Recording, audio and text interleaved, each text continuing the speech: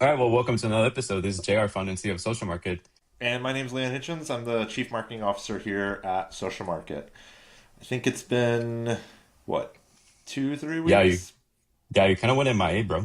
Well, to be fair, we've both been doing things. So I've been coding my life away. Like I was complaining to Leon, I've been coding like 12-hour days for like the last 2 weeks, and I can finally come out of my burrow. Yeah, and then I had just some travel. I had a conference. I had some just family travel in Arizona, and then just one thing after another in October led to to skipping out on there. And then I think one time I was just literally sneezing nonstop, and I was like, I can't do this episode today. I was like, I'm gonna go back to bed. I feel that. No, and I just feel the worst, so I don't even blame you. But yeah, I mean, actually, there's been several developing stories, but we're actually going to do things a little bit different here on on Social Ledger Report, which it's kind of confusing because the names overlap a little. So for first, we've been getting a lot of feedback from our friends and family, and it actually makes sense. We're actually trying to improve here, so we always appreciate any kind of feedback we get.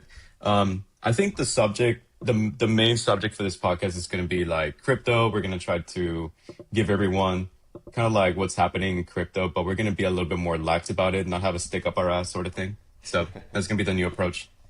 Yeah, and then we've got the product launching. Like we're Yes. rolling out social market more and more. Like I think the more thoughtful approach from us too is just making sure it kind of ties into what our mission is, making crypto safer for everybody, and then Yes.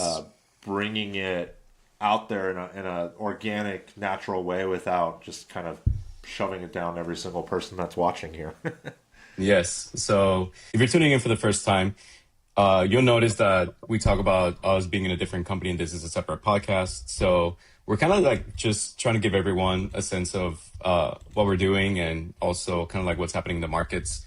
So for a long time, we were building this product that was going to help people trade in a non decentralized way. Like, if you want to actively trade, you need to go to Yahoo Finance, you need to go Robinhood, you need to go to all these different places. And it can be kind of a clunky experience. We tried to do that, but it was actually not as easy to do. So we pivoted the business since. So from being this centralized hub for people to trade, now we're doing crypto coverage where our mission is to make crypto more trustful. And we're actually going to cover some topics as to why it's actually important to trust crypto because, you know, there's a lot of bad actors. It actually brings a lot of the worst kind of people into the business, but it also is changing a lot in the last few years where now people in actual big businesses like Western Union, we'll talk about here in a minute, they are actually starting to incorporate in crypto and make it a part of their core business model. So, Larry Fink famously said, I don't know if you know this, Leon, but Larry Fink famously said, who's like the BlackRock, like he's the BlackRock founder. He said that we're in the era of tokenization, or we're starting that era. And crypto coverage is a pretty big deal. It's a pretty big gap in the market, and that's what we're trying to address. Traditional insurance and traditional insurance models, they're very clunky, they're very expensive. We're not doing insurance, but we're doing coverage. So it is a more accessible, more affordable way to get protected from hacks and technical errors on your end. So that's what we're doing. I really liked. We were uh, like brainstorming the other day the seatbelt in a volatile system. Yep. It's not a. It's more of a metaphor than anything. It's like crypto coverage. Here is acting more as like a safety constraint. It's super like crypto's super unpredictable. It's high speed environment. Everything's changing super quick. Like if you know crypto today, you probably won't know crypto next year. Even in 3 months, like if you know crypto right now, Yep. crypto in January, February time is going to be totally different. So super high speed. The seatbelt doesn't slow down innovation. It doesn't stop volatility, but it does ensure when something unexpected hits, somebody steals from you, you get caught up in logistics hack, you get caught up in some sort of bad actor on the internet.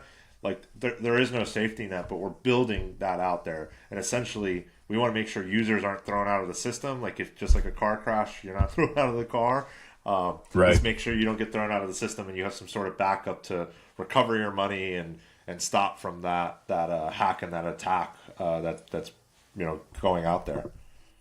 Exactly. So, not to spread FUD or fear, I'm going to share with you a video that I have been meaning to share with you that can actually give you a good reason why you may want to get crypto coverage. And I'm not trying to make this whole podcast about that or this whole episode, but this is actually pretty significant. So this is on the Clock app, or as I like to call for TikTok, and this guy actually covers North Korean Chinese clock app. hackers.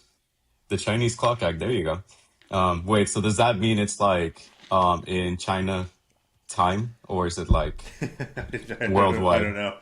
I just know that the Chinese are probably listening to us via that app. No matter what Well, Trump or anybody says changes, like it just feels very Chinese-y for some reason. well, at least North Koreans might be, because this is about North Korean hackers that store malware on blockchain so it can be taken down, which is kind of interesting. So I'm gonna play it and get your thoughts on this, Leon.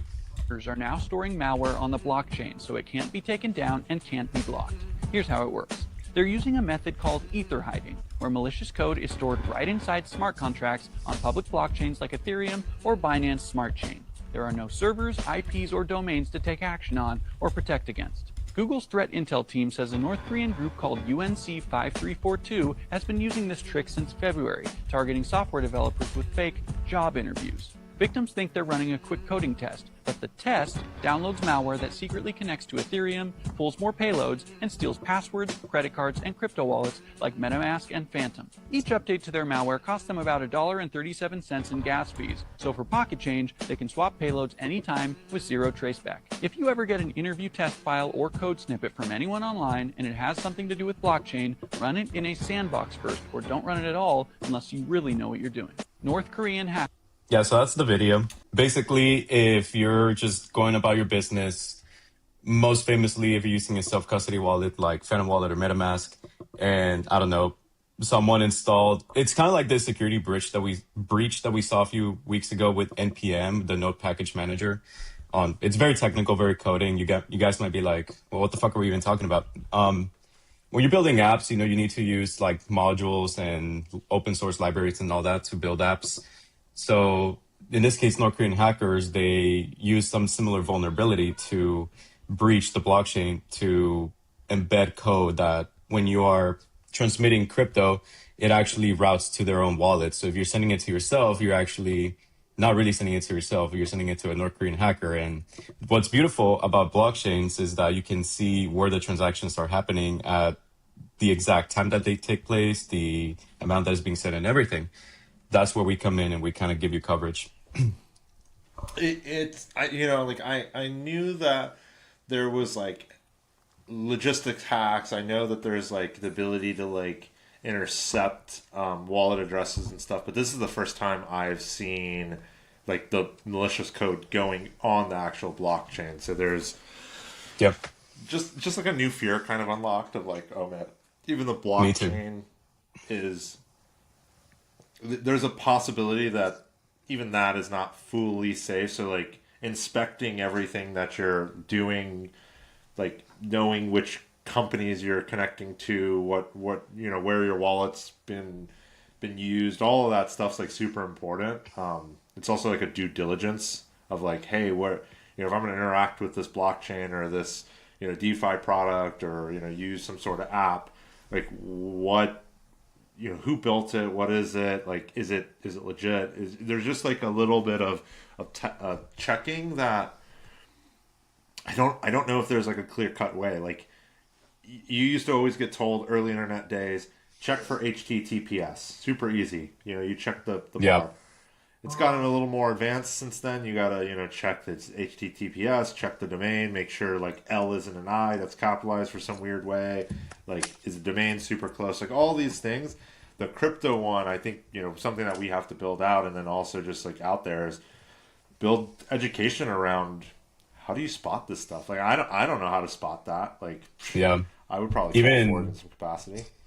yeah, dude. And even for like the really good developers, I don't know what you might think of me as a developer, but even someone who might know this stuff might have a speculation as to what it is really hard to find too, because it's in the middle of tens of thousands of lines of code. So, you know, it's really hard to spot anything. So you just got to be careful. The way I think about crypto is if you're sharing with anyone your wallets, seed phrase, or your private keys or your passwords, you know, you got to be careful who you share it to. It's like if I were to share my, my schlong to my wife, I'd be like, well, I only want to show it to my wife and no one else. So if I trust my wife to show her my schlong, I can probably trust her with my passwords.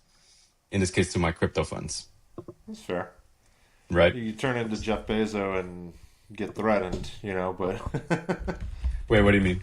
When Jeff Bezos got threatened, he was blackmailed, and he was like, "Do it, I'm not going to pay you, leak my stuff," and then but he's a different type of person where it's like, oh yeah, like, I'm not going to be,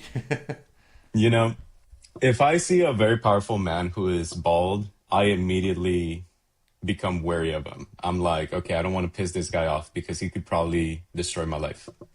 So, oh yeah, stay away from those. Anyways, so actually, dude, I actually wanted to talk to you about Logan Paul's CryptoZoo fiasco. I don't know if you followed it. I actually first got into it with CoffeeZilla, like in 2022, 2023.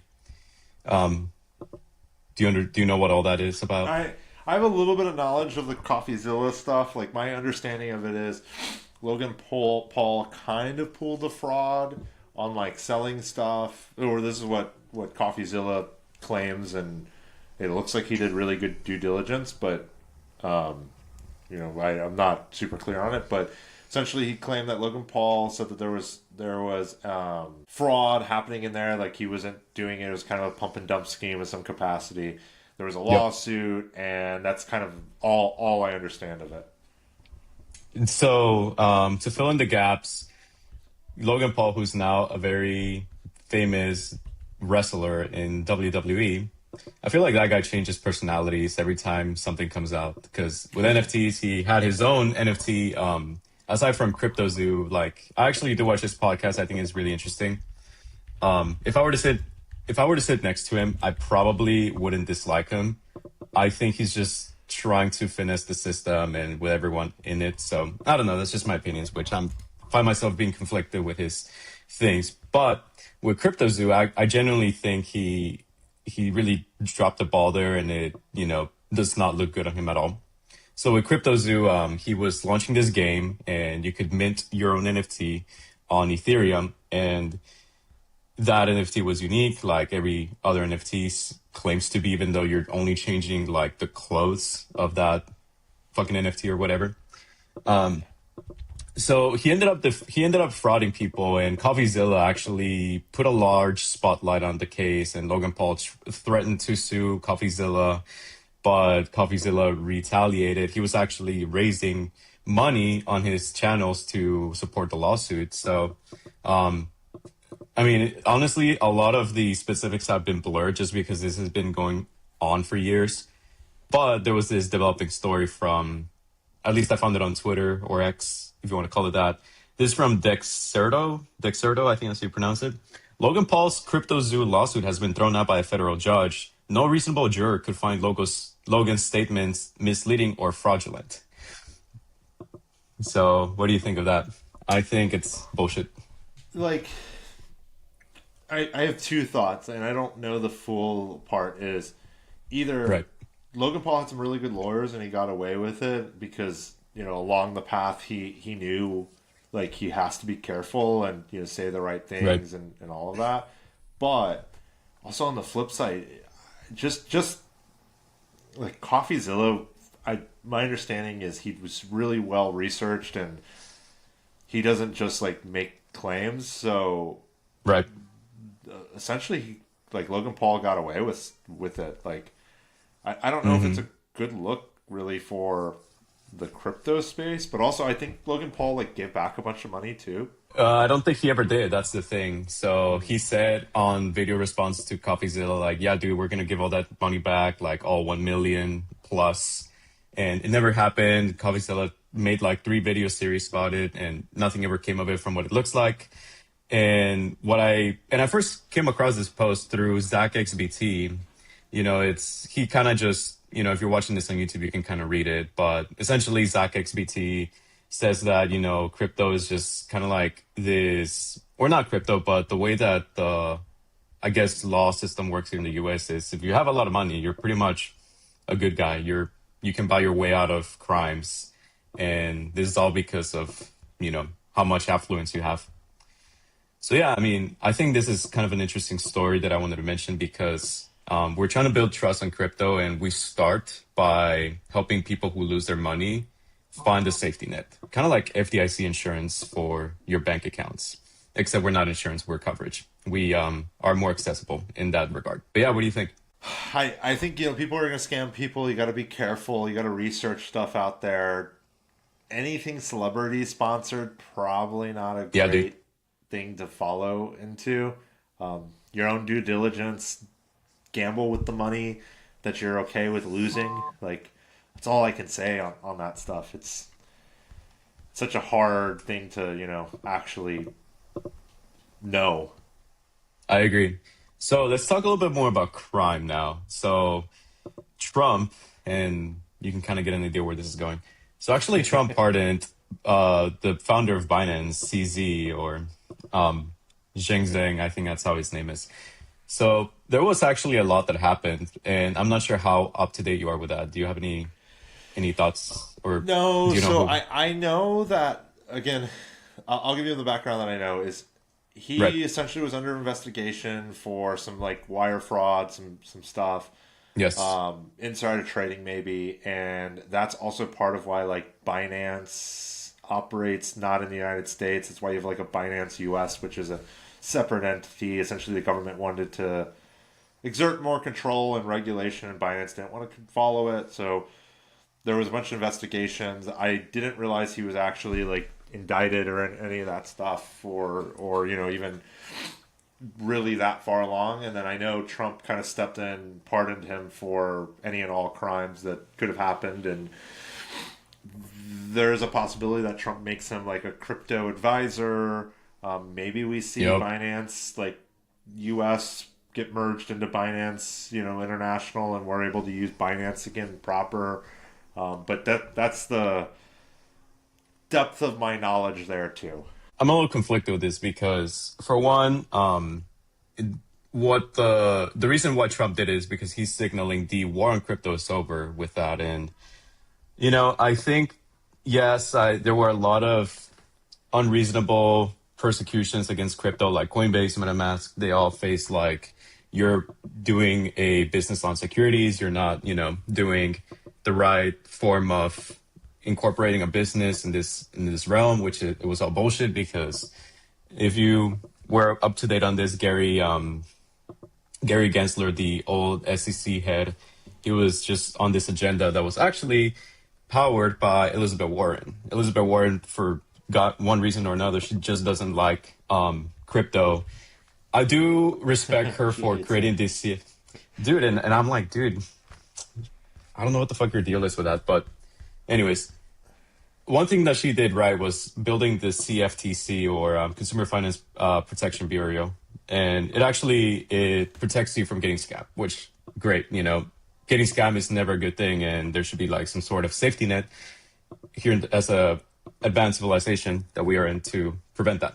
Anyways, so as far as Binance, so the reason, and this is a really long story, but I'll keep it short. So there was some sort of, I want to say, scammy-ish money mingling, like money being moved around by the founder, Zhangpeng Zhao, that's his name for ZZ. ZZ, he moved some money around, and, it was discovered by the, I want to say the Department of Justice. They did, fine him $4.3 billion. So that's a shit ton of money.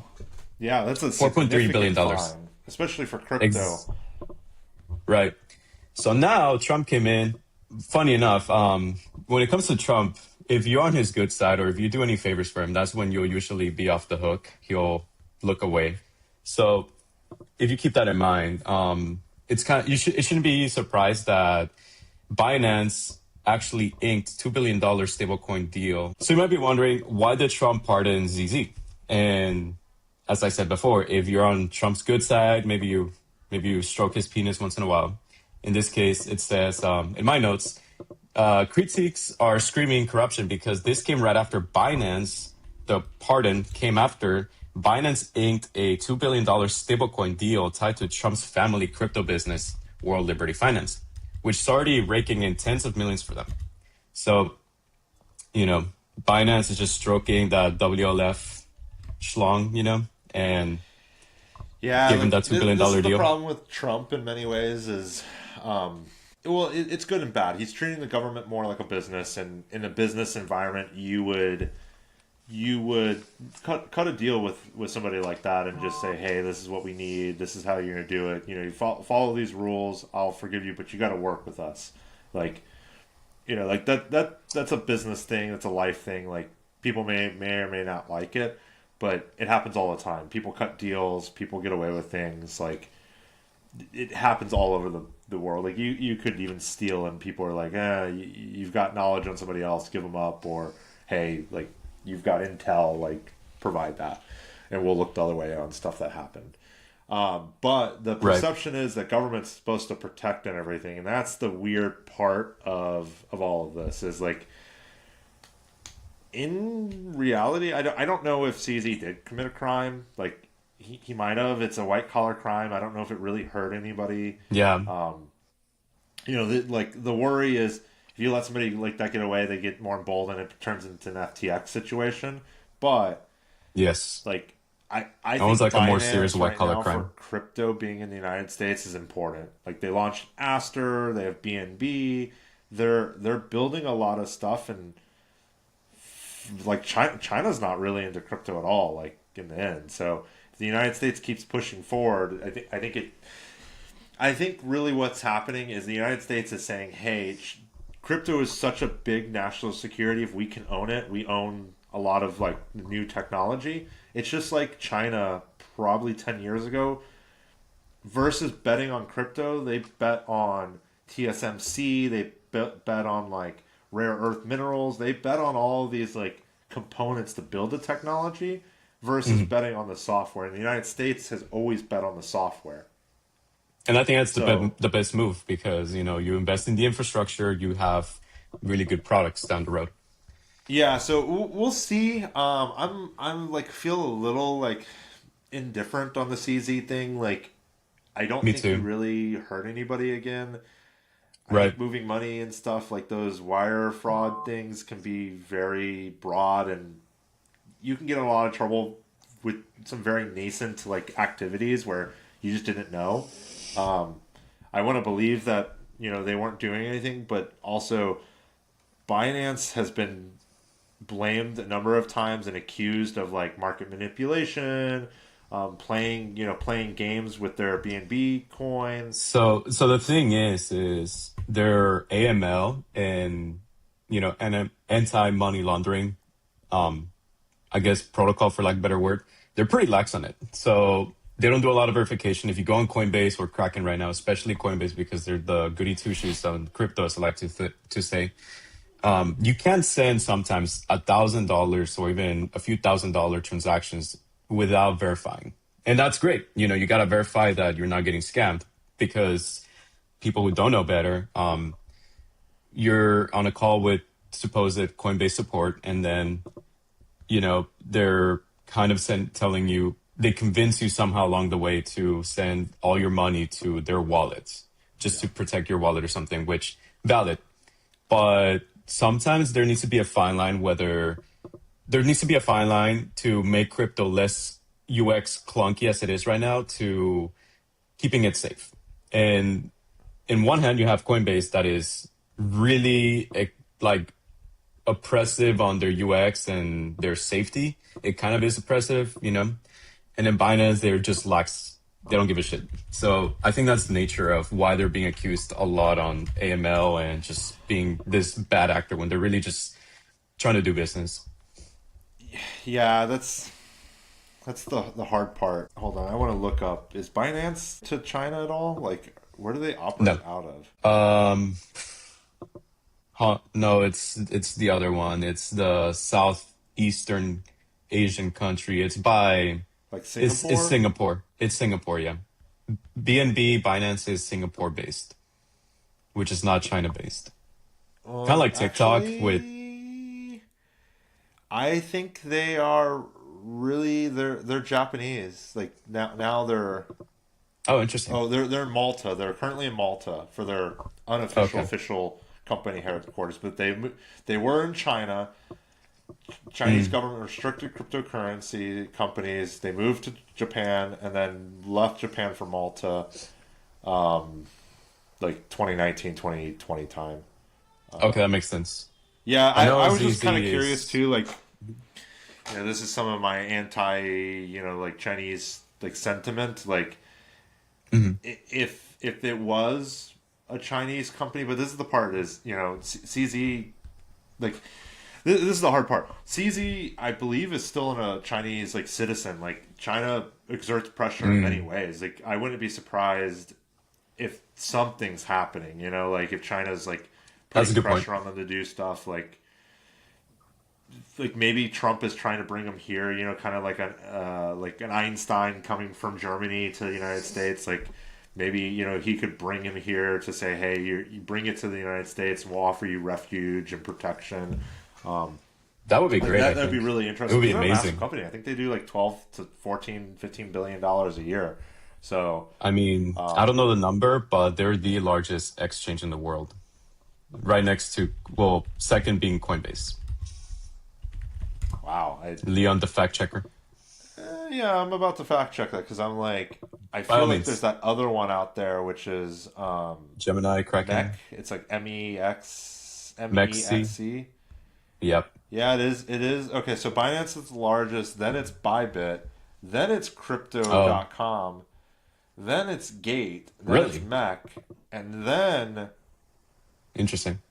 it is yeah, essentially Coinbase.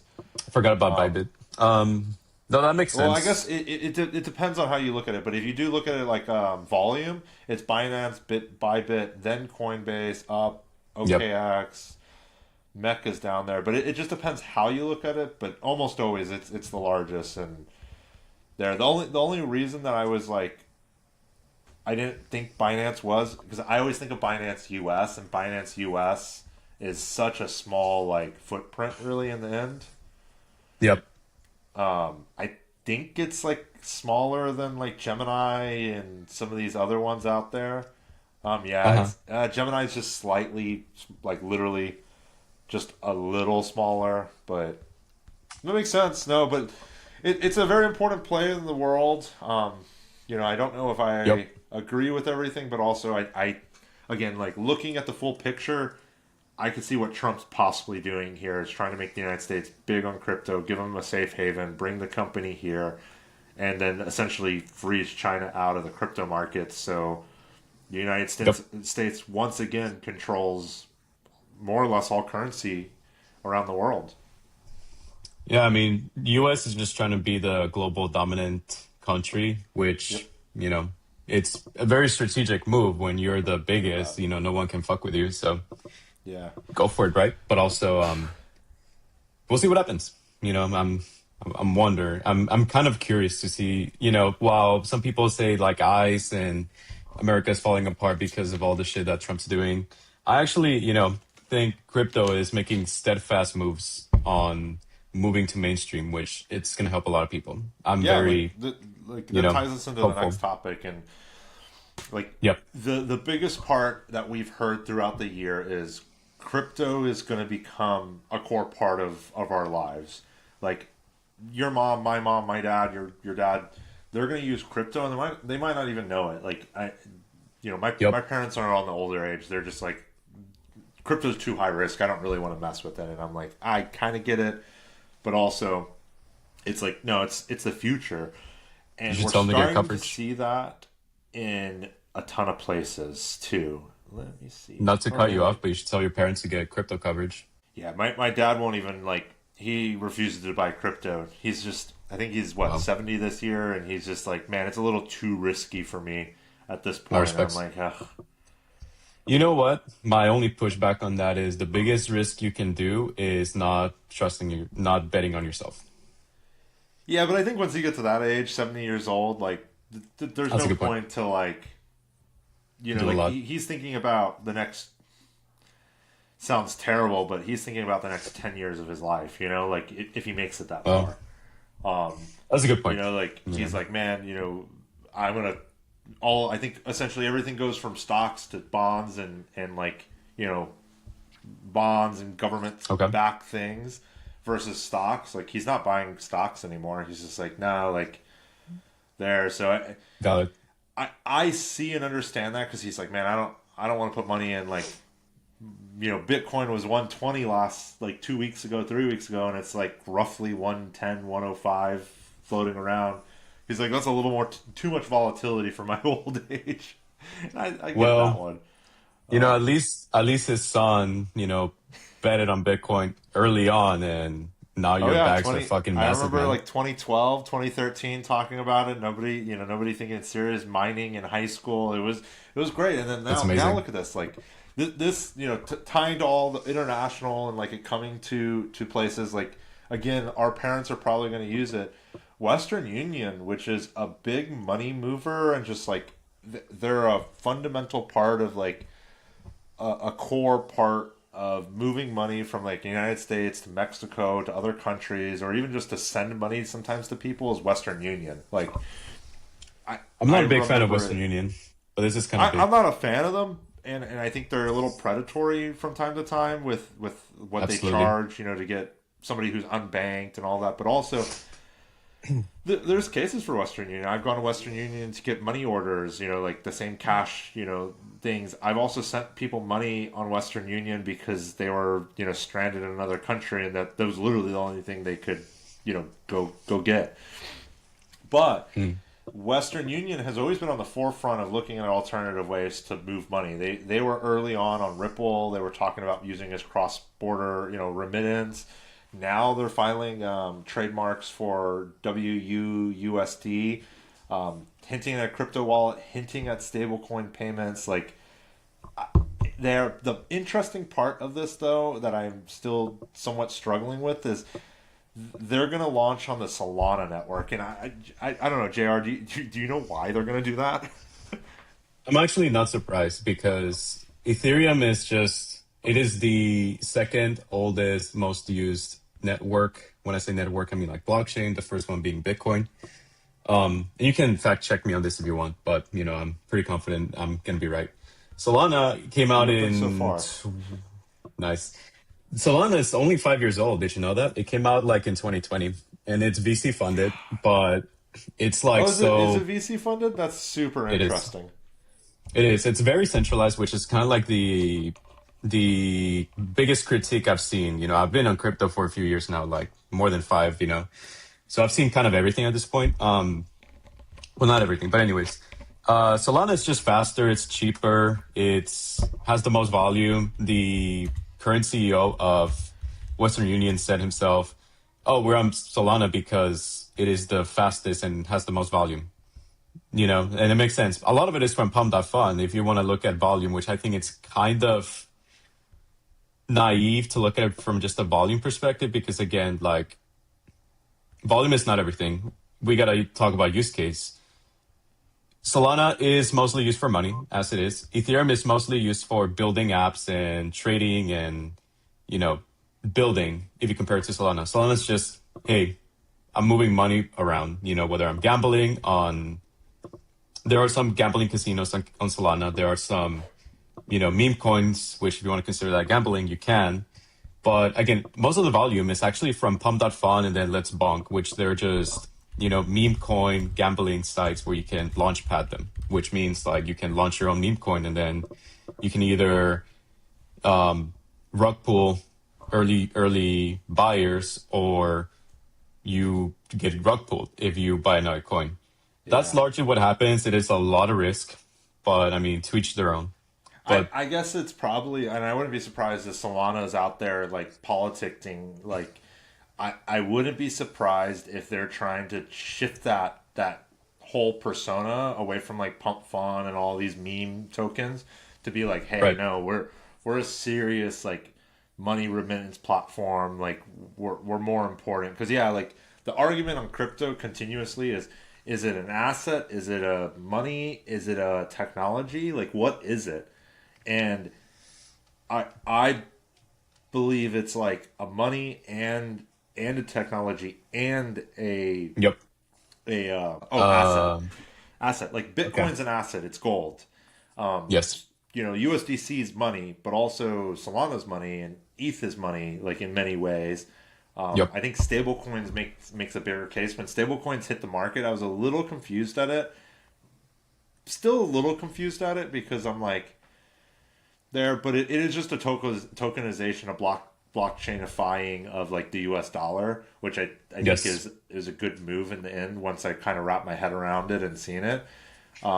I think it does confuse like what is Solana really used for. You have Chainlink out there with JP Morgan. Like there right now we're in the wild west of crypto, and until they finally kind of like lay it out, I think we're going to see a lot of that.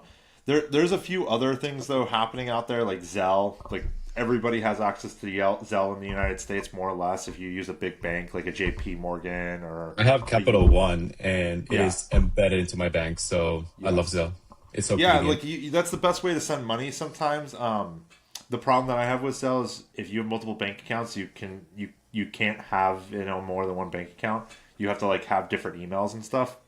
Minor like first world problem of having more than one bank account. But Must be nice. they're going to start allowing crypto, stable coins for international transactions. I think it's going to be just kind of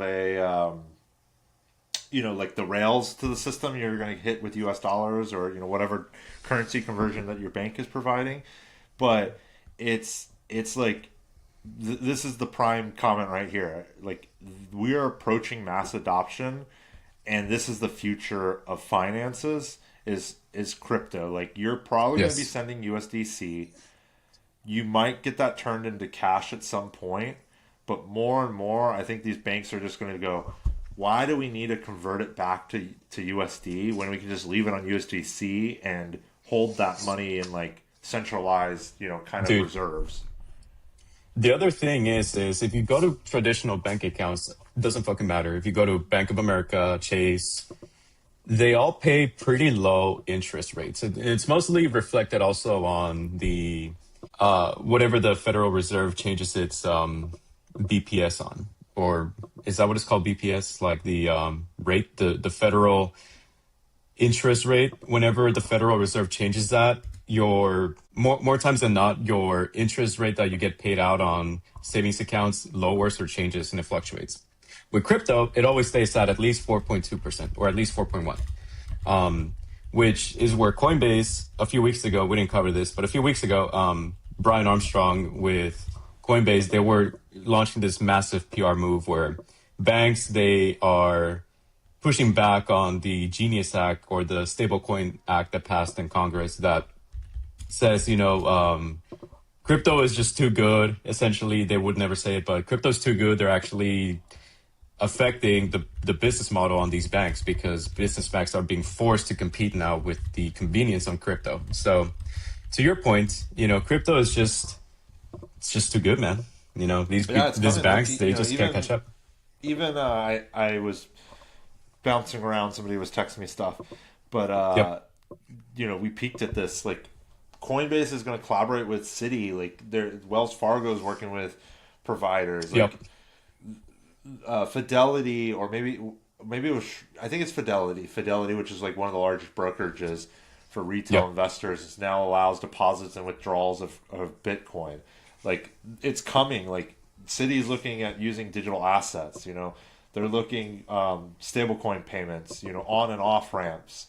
Like so much more out there. It's just happening, and then Yep. like everybody is positive on this, and I think what's going to happen is the mass adoption is going to happen. You're not going to realize you're using USDC. You're just going to go, oh, one USDC equals $1. I don't really care. Let me send this. Oh, there's way less Right. fees. I'm going to go with the way less fee option than transferring it to PayPal, getting a fee on PayPal. Like I think Venmo, PayPal, all these services out there could be they could be dead. The one problem though is most of the world still isn't really accepting like stable coins. Like the Philippines, India is like a black hole for crypto. China, you really can't, you don't really work with anybody in China. Pakistan is starting to accept it, but you need these other foreign countries that are like BPO nations to start accepting it widely for, I think, adoption to happen on the business side. Like, That makes sense. if Deal, which does like contracting for every like large company out there, if you want to hire internationally and have them as employees and compliance and all that junk, they don't really support crypto that well. Like they're starting to, but I think as soon as you start to see the big banks do it and people go, oh, hey, I can use that, and they discover that the fees are almost nothing, they're going to go, why the hell don't I use this for my payments on businesses? Like, I think Stripe could be at risk. I think there's so many businesses that will likely pivot and move and adjust to the new world, but crypto is going to fundamentally change finance in the next, I think it's going to take a little bit longer than what is happening, but in the next like 10 years, it's going to revolutionize what's happening. Just like, Yep. like It's going to be very internet different. did You're not in going the to early recognize it. 2000s. It took roughly 10 years to get where it was, even though most people on the internet by 2005 were like, oh no, the internet's what it is. Like, if you were on it, you were ahead of the curve. But it took to like 2010 for like Tumblr and everything else to really pop up and get the Instagram, infrastructure Facebook. built out. Well, not Facebook, but Instagram, that sort of stuff. And we still use it Yeah. today. Yeah, like all of that had to launch. And I think that's what's happening right now is, the Yahoos, the AOLs, all of that's being built out. And I think in another 5 years, you're going to see like which companies are actually starting to solidify as the big players. The technology is going to caught up. The banks are going to support it. Everything's going to be there. But I think like 2035, we'll see like USDC. The only way to send money is going to be USDC via Zelle or via some platforms. Shopify is going to accept USDC almost predominantly. Credit cards are going to be in USDC. Like, I think when that happens, they're going to do it. But I think they need to figure out, how does the bank collect fees? How does the bank lend? Like all of those like traditional finance stuff, how does that change? And I think that's going to take the longer view of everything. Yeah. So, one more thing I'll say on that is, right now we are probably seeing a big impact on the white collar job market for developers. A lot of them say that, oh, AI is going to take our jobs, sort of thing. And this is kind of like one fear I have, because I'm also a software engineer. AI is not going to, you still need pilots to drive the ship. You need developers who are good at building Web3 applications or crypto applications. And it's all fintech. It is still surprisingly a niche skill. AI is good. I saw this post on Twitter like this week that said AI isn't replacing developers, it's just making developing easier. There's less typing, being required now because of AI. So you still need the pilot to drive the ship. So I think we'll get there faster. When Squarespace, Webflow, like all of those like page builder platforms, Framer even recently came out, like everyone was like, oh, WordPress is going to be the end of, the end of web development, and WordPress is going to be gone. Everyone's going to build on Squarespace, and this Squarespace has like 1-2% of the internet. Shopify is like 3%. I think Webflow is like maybe 1-2% too. I think all of them, make up maybe like 10 to 15% of the internet, but WordPress and like custom websites, WordPress is 50%, and like custom websites make up a good chunk, and page builders are only a small. I think the same thing's going to happen with AI. Like it's probably going to be there, but I know for sure crypto is going to eat the world, whereas AI is eating a world in a very different way. The crypto is eating the world and just kind of upgrading our financial system. Like I've worked with like companies where they're banks and they're like, oh yeah, you have to like send this FTP file to this server, and that server will then do the wires the next day. And I was like, wait, what? I was like, no. And they go, yeah, like it's just an antiquated bank that they haven't upgraded. It's just like Southwest and their stupid like Windows XP Yeah. like thing. Like they just nobody's upgraded the financial system since like the '60s. Yeah, dude. I mean, it's kind of like the power grid. Like, I mean, this is a separate topic, right? But like, the reason why our electric bill is going up so much is because all these AI data centers are just swallowing up the electric grid. Nobody has updated it since the 70s or 60s either. So, we're Yeah, it's we the need to one catch up a part where lot. China, like, if you go to China, you see like public infrastructure is a huge thing. Like the southeast, southwest region, which is like closer to like the Middle East and like Middle Asia and all that. Um, Yep. like they have high speed rail from all the way out there to like Shanghai and Bangkok and or not Bangkok, but Shanghai and their capital city. I can't remember it. Like the roads, they have some of Shanghai. the tallest bridges like a mile up in the mountains. Like the United States Oh, doesn't invest in this, and this is the first time the United States is investing in a worldwide upgrade of all their financial systems. So I think that's a massive and huge thing. Kind of glazing the crypto here. I know that there's going to be bad things, like Big Brother is going to be able to watch money way easier. I think there's some like very scary components to it, but I think overall it's an important move and change for us. Like I'm super excited to be able to send money easier and not have to deal with fucking PayPal or Venmo. Like I've run into even problems with PayPal. you. Like I Even hit a PayPal has a stable coin, so you can see where the yeah. market is moving. I want my employees in the Philippines to go, hey, I want to take stablecoin payments or I want to take crypto payments. I've yet to have anybody accept that. Like you see a few people, like Mayor of Miami took it. Some random football players take it. Yeah. Occasional people that are well off take it because they're making like long term bets. But when somebody in the Philippines that's like just building their career, they're making maybe like 1,500 a month, goes, hey man, can you pay me that in Solana? That's the day where I'm gonna go, oh yeah, I'll pay you in Solana, but I want to like test this. Like I want you to keep track of how much you keep, like how much you earn, what are unrealized gains. Like I want to show somebody out there, and maybe we do it on our blog at some point of like, hey, Yeah. this is the benefits of it. You can actually make more money because this is an appreciating asset. Obviously, there's risk and all that, but it's not going I anywhere. mean, one thing I'll say to that is with Bitcoin, we're seeing all these. Gemini released this Bitcoin credit card, or just their credit card, where instead of earning points, you earn Bitcoin, or you can swap it out for any other blue chip token like XRP, Solana, Ethereum, you name it. Um, your money actually improved. Like if you look at points, you're pretty much tied to an ecosystem of wherever they accept the points. Like if you have American Express, you can only use American Express Yeah. points. But with Bitcoin, it's universal. So not only are you earning a universal reward, you can always withdraw for actual cash.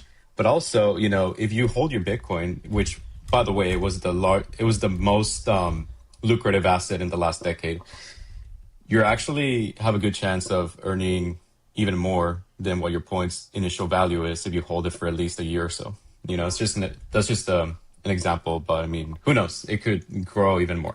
Yeah, no, I love it. I think that kind of covers the week of news and gossip and topics. Yep. If you're Let us know what you watching, think of this format. I really liked it. I actually thought you explaining Binance was much more fun, and I felt more Yeah. engaged than sometimes what ends up happening is you talk and I like fall asleep, truthfully, and then I No, just you're sit not there and I wrong. talk and you fall asleep. Right. No, it's okay. Yeah, well, you as an audience listener, thanks so much for tuning in. Let us know what you think. If you want to, I've been thinking about this. We need to go online. We need to go stream this on YouTube and or Discord. So if you want to tune in, let us know, you know, if you want to engage with us while on call, because I think it'll be fun if some of our audiences could talk to us while on the podcast. I would love that. Like I think there's more community engagement stuff. Like I want people to leave more comments on the YouTube. Like maybe we set up an email distro to email us ideas and stuff. Like I Yep. want to talk to people. Yeah, me too. I mean, the best opportunities in life happen just by meeting people. Just like my life changed when I met Leon. So that's one Yeah. thing. Great. Well, Do thanks it so all much in for love. listening. We'll be seeing you next week. All right. Bye. See ya.